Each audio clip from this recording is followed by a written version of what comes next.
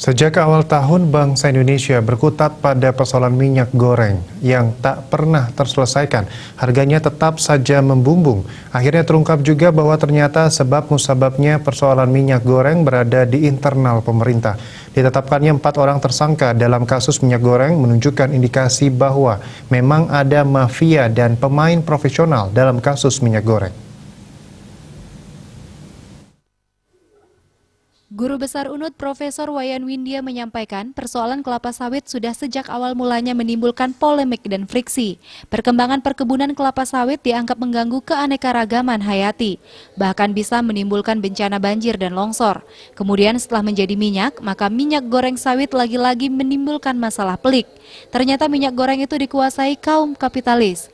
Pemerintah menjadi tak berkutik. Pemerintah menetapkan head, tetapi Migor berada di tangan kapitalis. Tentu saja pejabat pemerintah menjadi bulan-bulanan. Wibawa pemerintah menjadi sangat merosot.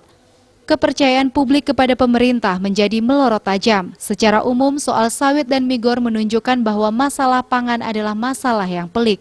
Tak terbayangkan bila kasus seperti ini terjadi pada komoditas beras. Itulah sebabnya pihaknya tegas menanggapi kebijakan yang menghantam sawah dan Tegal.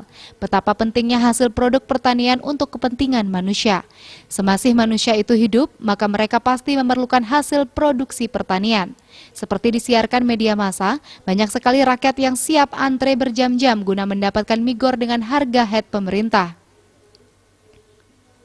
Pertanian jangan hanya dipandang sebelah mata.